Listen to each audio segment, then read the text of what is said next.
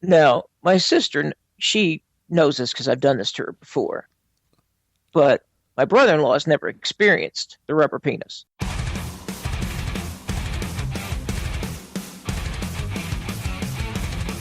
News, reviews, interviews, and all things metal.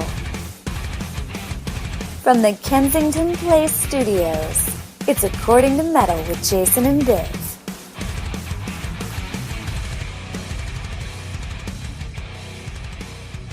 Welcome to episode number 7, right? 7? Yeah, I'm always losing count. Of According to Metal, where we are news, reviews, interviews, and all things metal. I am Jason, your co-host, in the Kensington Place Studios on a very unseasonably cold day here in the lovely state of Indiana, here in the United States. And speaking of Indiana and speaking of the United States, joining me on According to Metal, as always, my co-host extraordinaire, Biv. What's going on, man? Well, I'm just dodging the hail and the tornadoes, and otherwise doing pretty good. Yeah, you mentioned when we were doing the show, and hopefully we don't have any interruptions, that you are, tornadic activity? Yes, I heard that on a newscast. It's no longer tornadoes. It's now we have tornadic activity. Which I think they opened up for Guns N' Roses on the Lies tour, didn't they? They should have. This Sunday at the Oakland Coliseum, check out Guns N' Roses and opening up for them tornadic activity. But anyway, so lots to talk about on this episode of the show. We got 4 reviews for you. Of course, we got Biv's Best Band You Never Heard Of later on in the program. We got news. We got that. Also joined later on in the program by Mark Kennedy from the incredible band Damnation, who's going to share with us some updates on the new album they just got done recording. Can't wait to talk to him about that. But, I got to be honest with you, Biv, with the weather not only affecting me in this area over the weekend pretty badly, it also affected my Cubs. They got rained out yesterday. Today, they played a pretty crappy game and lost to the Braves, who are awful. It's been a bad baseball weekend for me. Well, it's been a bad baseball season for me. So that's true. Double A Biloxi, however. Double A? Really good.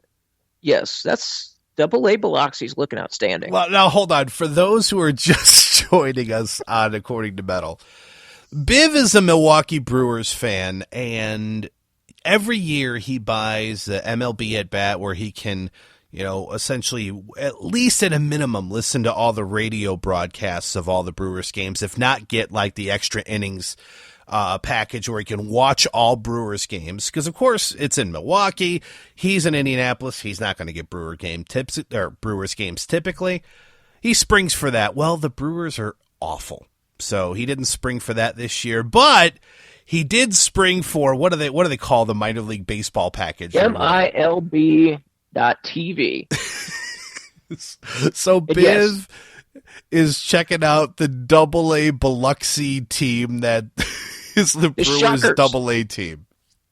The Shuckers. The Shuckers? Yes, the Shuckers, which, by the way, God, have the 4th best record in all of minor league baseball today at 16-6. Thank you very much. Well, that's so. All of us learned something. The Biloxi Shuckers are a force to be reckoned with. Double A baseball. Well, that's what it is. It's what we do to stay plugged into the sports we love. And Biv and I, besides being big metalheads, are also big baseball fans. It just so happens that my team's going to be way, way better than his this year, and that's just how we roll. Well, there's always next year. Just remember that. Well, that's been a motto for us for quite some time. No, about a decade, or a century. All right, so now, Biv, you have a story that you were holding out on me because you wanted to talk about it on the show. So come clean. What is it? Because we've not discussed this, but you're like, dude, there's something I'm going to talk to you, but I'm going to wait until we talk about it on the show. So what is it? All right. So I don't know if you recall this or not, but last time I was at your house, you told me a story about when you and your brother were teenagers. That every time your mother would make a grocery list, you'd write rubber penis on it. This is true. Which I find hilarious. All right, so hold on. I'm not going to interrupt you. So what the heck? Okay, go ahead. No, go ahead. Tell it. Just No, all right. So I'm at my sister's house, Yeah. and I see a grocery list laying there. Oh, dude, you didn't. Oh, I did. Oh, that's awesome. So in my best handwriting, closest to hers, so that it would, fit right into the list, I just wrote rubber penis. So today, her and my brother-in-law go to the store. Now, my sister, she knows this because I've done this to her before. But my brother-in-law has never experienced the rubber penis. So he has the list. And they're going through the store, and he's reading off to her what they need. And he finally gets to rubber penis, and he says, Michelle, what does this say? I can't read this. What? Rubber penis? Right in the middle of the store. Awesome. Yes. So it was a great moment. Oh, that's great. I thought that'd make no, it does, and thank you for keeping the tradition alive. It's not just the our household that does it. My wife and I still do that to each other, by the way. We are still old school grocery list people where you make a grocery list, you go there with a game plan, you write your stuff down, and you cross it off as you go. It sounds like your sister and brother-in-law follow the same pattern. And I still, if my wife is making a grocery list, if she sneaks away and is on the phone or has to use the restroom real quick, I will write rubber penis down. She's done that to me, by the way, when I've done grocery shopping, so it's a joke we do back and forth. But what's funny about this, and I think what makes Biv laugh about this the most, that I'll share with you, the listener, as well, is the reason why my mom would get like mortified and embarrassed at the fact that we would write rubber penis on the list. And not because she's a prude. My mom's not that way at all.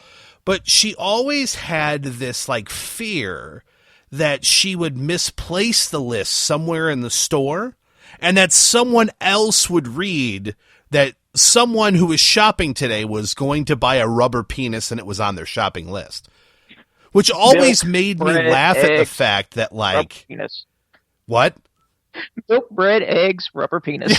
Yeah, milk, eggs, cheese, rubber penis, peanut butter, So it's like, even if someone got the list, let's say you're in the frozen food section and you set down your list that says rubber penis on it, as if somebody in the store is going to be like, ma'am, you forgot your list here. Like they're not going to know that you're the one who has a list that said rubber penis on it. They're not going to pull the security tapes to see who's the one who did it. So we always made fun of my mom at the fact that she thought if she forgets it or misplaces it, she's going to get busted with a shopping list that says rubber penis on it, which would be very embarrassing for her. And we always found funny. So Biv, bravo. Kudos. I tip my cap to you for keeping the tradition alive, my friend. Well, just make sure your brother listens to this episode as well. He will. I will definitely make sure he will. And if for you, the listeners out there, you're according to metalheads that are listening to the show, it's a way to have fun with the day-to-day stuff that you do. If you're at your mom's house, you're at your brother's house, you and your wife are making a grocery list. And again, we have listeners all over the world. Let's spread this new tradition of writing rubber penis on grocery lists to embarrass people. It's a lot of fun. Speaking of a lot of fun, let's get into metal news. Let's go. It's time to give you some headlines. The metal news you need to know right now.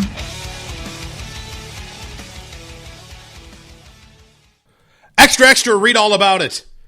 On every episode of According to Metal, we always start out talking about the latest news in metal. And I got to tell you something, for those of you who are maybe new to the program, Biv and I aren't metalheads who got together and decided to do a podcast. No, we're actually friends who like metal, who, after years and years of talking metal all the time on the phone, said, why don't we just do a podcast? Which is what we're doing here. So what's interesting now is now that we do a show together, a lot of the conversations we would typically have are like, we'll save it for the show.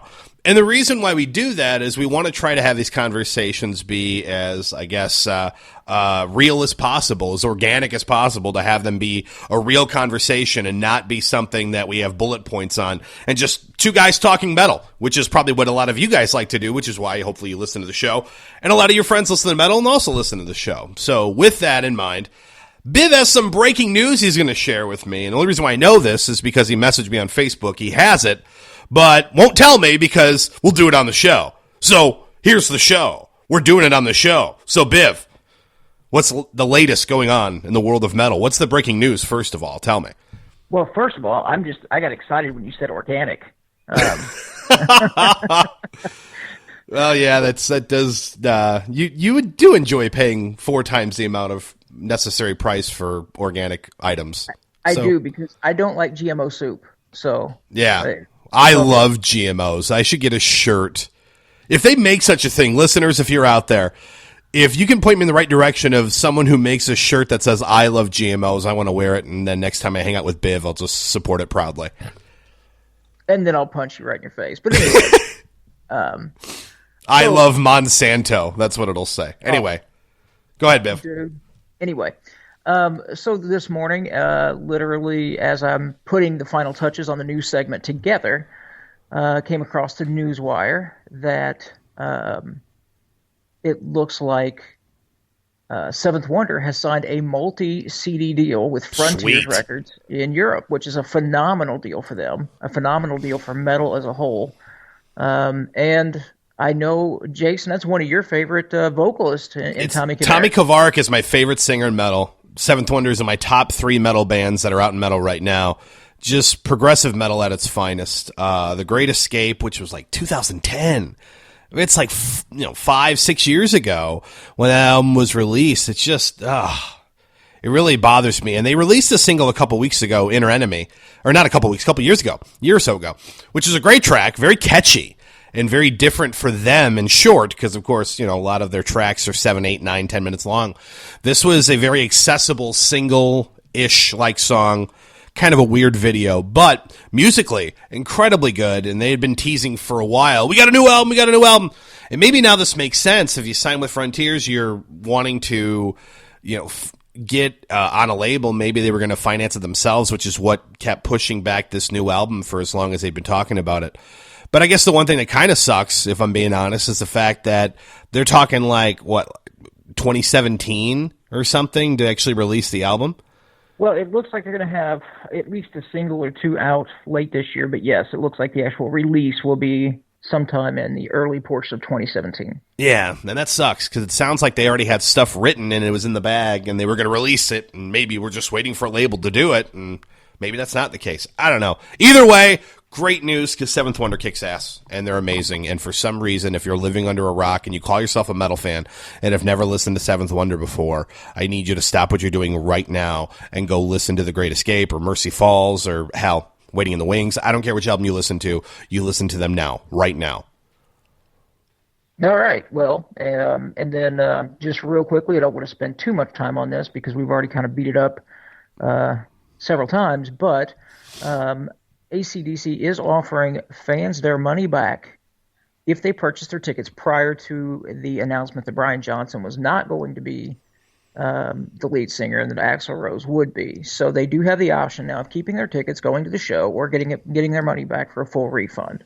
So I thought that was kind of interesting. And then also, speaking of interesting band news, now, Jason, I did kind of throw this one out to you a few days ago just because I thought it was so intriguing in that Iron Maiden decided when they went to go play a couple of the shows in China that they would forego the waving of the Union Jack, the British flag, which they typically do during the Trooper or a host of other songs.